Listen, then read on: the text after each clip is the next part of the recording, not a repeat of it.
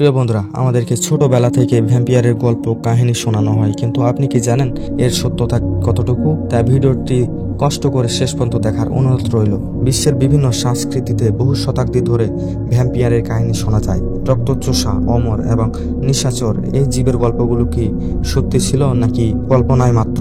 আজকের ভিডিওটিতে আমরা জানব ভ্যাম্পিয়ারের উৎস, ইতিহাস এবং ইসলামিক দৃষ্টিকোণ থেকে তাদের সম্পর্কে কি বলা হয়েছে। Historical origins.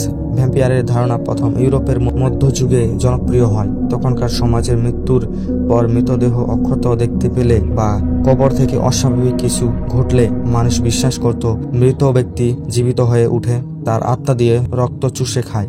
অনেক সময় কিছু রোগ যেমন পোরাফাইরিয়া বা র্যাবিস সেগুলো মানুষের আচরণকে অস্বাভাবিক করে তোলে।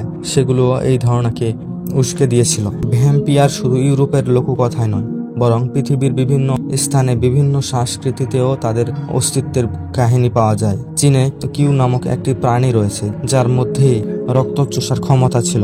আবার মেক্সিকোতে চালো নামে এক ধরনের প্রেতাত্মা থাকে যেটি মানুষের রক্ত খায়। তবে সব দেশেই এই ধারণাগুলোর ভিত্তি ছিল মৃত্যু বা অস্বাভাবিক আচরণের প্রতি এক ধরনের ভিত্তি।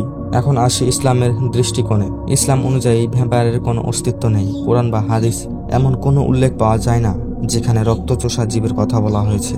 তবে ইসলাম জানায় যে জিন জাতি এবং শয়তানের অস্তিত্ব রয়েছে যাদের দ্বারা মানুষ ক্ষতিগ্রস্ত হতে পারে। কিন্তু ভ্যাম্পায়ারের ধারণা বা আমরা সিনেমা এবং গল্পের মধ্যে দেখি সেটা মূলত কল্পনা এবং পৌরাণিক কাহিনী।